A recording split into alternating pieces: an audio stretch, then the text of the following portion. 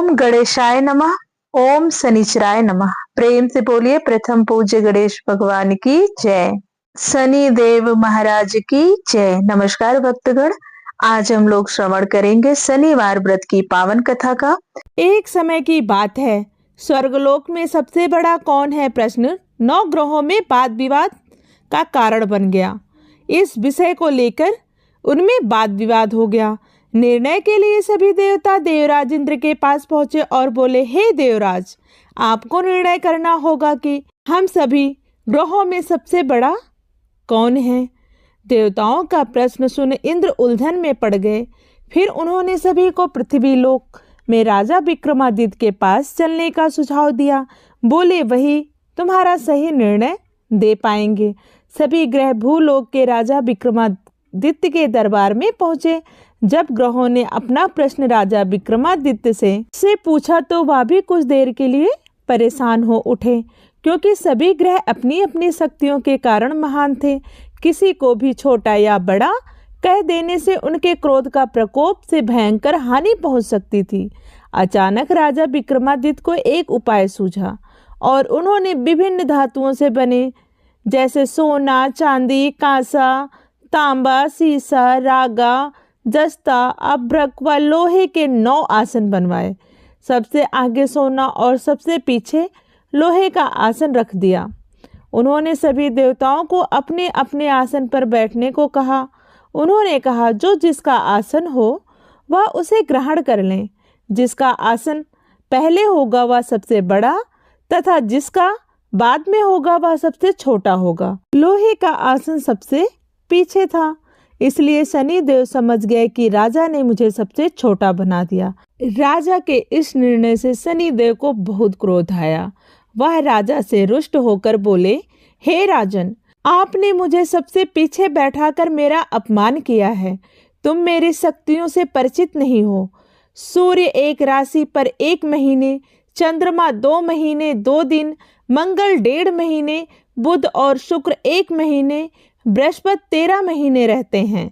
लेकिन मैं किसी भी राशि पर 2.5 वर्ष से लेकर 7.5 वर्ष तक रहता हूँ। बड़े बड़े देवताओं को मैंने अपने प्रकोप से पीड़ित किया है। अब तुम भी मेरे प्रकोप से सावधान रहना। शनि देव के मुख से ऐसी बातें सुनकर राजा विक्रमादित्य बोले, जो कुछ होगा भाग्य में देखा जाएगा। इसके बाद अन्य ग्रहों के देवता तो प्रसन्नता के साथ चले गए, परंतु शनिदेव बड़े क्रोध के साथ वहां से विदा हुए। कुछ समय बाद जब राजा विक्रमादित्य पर 7.5 की दशा आई तो शनिदेव ने घोड़े के व्यापारी का रूप धारण किया और बहुत से घोड़ों के साथ विक्रमादित्य के नगर की ओर पहुंचे। राजा विक्रमादित्य उन घोड़ों को देखकर एक अच्छे से घोड़े को अपनी सवारी के लिए चुना और उस पर चढ़े। राजा जैसे ही उस घोड़े पर सवार हुए वह बिजली की गति से दौड़ पड़ा। तेजी से दौड़ता हुआ घोड़ा राजा को दूर एक जंगल में ले गया और फिर राजा को बीच जंगल में गिराकर वह घोड़ा गायब हो गया। राजा अपने नगर लौटने के लिए जंगल में भटकने लगे, पर उन्हें कोई रास्ता नहीं मिला। राजा को भूख प्यास लग गई। बहुत घूमने पर उन्हें एक चरवाहा मिला। राजा ने उससे पानी मांगा। पानी पीकर राजा ने उस चरवाहे को अपनी अंगूठी दे दी और उससे रास्ता पूछकर जंगल से निकलकर पास के नगर में चल दिए। नगर पहुंचकर राजा एक सेठ की दुकान पर बैठ गए। राजा को कुछ देर दुकान पर बैठने से सेठ की बहुत बिक्री हुई। सेठ ने राजा को भाग्यवान समझा और उसे अपने घर भोजन पर ले गए। सेठ के घर में सोने का एक हार खूंटी पर लटका हुआ था। राजा को उस कमरे में छोड़कर सेठ कुछ देर के लिए बाहर चला गया। तभी वहां पर एक आश्चर्यजनक घटना घटी। यह कह सकते हैं कि वह शनिदेव के प्रकोप से एक घटना घटी। राजा के देखते देखते खूंटी ने उस हार को निगल लिया। सेठ ने जब हार गायब देखा तो उसने चोरी का संदेह राजा पर किया और अपने नौकरों से कहा कि इस परदेसी को रस्सियों में बांधकर नगर के राजा के पास ले चलो। राजा ने विक्रमादित्य के हार के बारे में पूछा तो उन्होंने बताया कि खूंटी ने हार को निगल लिया है। इस पर राजा क्रोधित हुए और उन्होंने चोरी करने के अपराध में विक्रमादित्य के हाथ पांव काटने का आदेश दिया। फिर क्या था, राजा की आज्ञा पाकर सैनिकों ने राजा विक्रमादित्य के हाथ पांव काटकर उन्हें सड़क पर छोड़ दिया। कुछ दिन बाद एक तेली उन्हें उठाकर अपने घर ले गया और उन्हें कोल्हू पर बैठा दिया।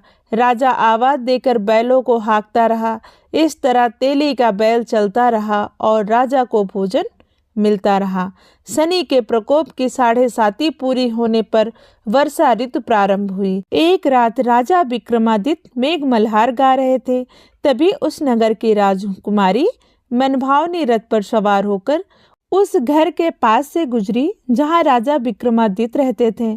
उन्होंने उनके मल्हार को सुना तो वह मल्हार उन्हें अच्छा लगा और उन्होंने दासी को भेजकर गाने वाले को बुला लाने को कहा। दासी लौटकर आई तो उसने अपंग व्यक्ति के बारे में सब कुछ बता दिया। राजकुमारी उसके मेघ मल्हार से बहुत मोहित हुई थी और सब कुछ जानते हुए भी उन्होंने अपंग से विवाह करने का निश्चय किया। राजकुमारी ने अपने माता पिता से जब यह बात कही तो वह हैरान रह गए। उन्होंने उन्हें समझाया पर राजकुमारी ने अपनी जिद नहीं छोड़ी और प्राण त्याग देने का निश्चय कर लिया। आखिरकार राजा रानी को विवश होकर अपंग विक्रमादित्य से राजकुमारी का विवाह करना पड़ा। विवाह के बाद राजा विक्रमादित्य और राजकुमारी तेली के घर में रहने लगे। उसी रात स्वप्न में शनिदेव ने राजा से कहा, राजा तुमने मेरा प्रकोप देख लिया, मैंने तुम्हें अपने अपमान का दंड दिया है। राजा ने शनिदेव से क्षमा करने को कहा और प्रार्थना की, हे शनिदेव आपने जितना दुख मुझे दिया है वह अन्य किसी को ना दे। तब शनिदेव बोले, हे राजन मैं तुम्हारी प्रार्थना स्वीकार करता हूँ। जो कोई स्त्री पुरुष मेरी पूजा करेगा, कथा सुनेगा, जो नित्य ही मेरा ध्यान करेगा, चींटियों को आटा खिलाएगा, वह सभी प्रकार के कष्टों से मुक्त हो रहेगा तथा उसके सब मनोरथ पूर्ण होंगे।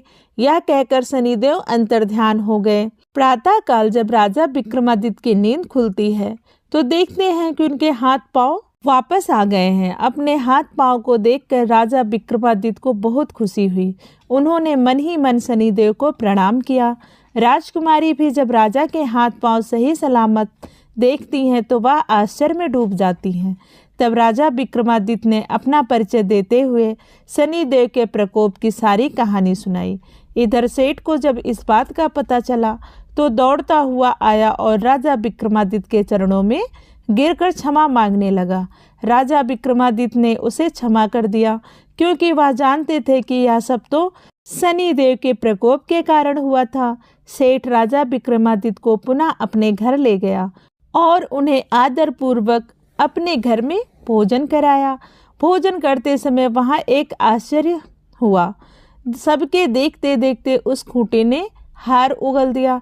सेठ ने अपनी बेटी का विवाह भी राजा विक्रमादित्य के साथ कर दिया और बहुत से स्वर्ण आभूषण धन आदि देकर राजा को विदा किया। राजा विक्रमादित्य राजकुमारी मनभावनी और सेठ की बेटी के साथ अपने नगर वापस पहुँचे तो नगर वासियों ने हर्ष के साथ उनका स्वागत किया। अगले दिन राजा विक्रमादित्य ने पूरे राज्य में घोषणा कराई कि जो शनिदेव सब ग्रहों में सर्वश्रेष्ठ हैं, प्रत्येक स्त्री पुरुष शनिवार को उनका व्रत करे और व्रत कथा अवश्य सुने। राजा विक्रमादित्य की घोषणा से शनिदेव बहुत प्रसन्न हुए। शनिवार का व्रत करने और व्रत कथा सुनने से शनिदेव की अनुकंपा रहती है और जातक के सभी कष्ट दूर हो जाते हैं। प्रेम से बोलिए शनिदेव महाराज की जय।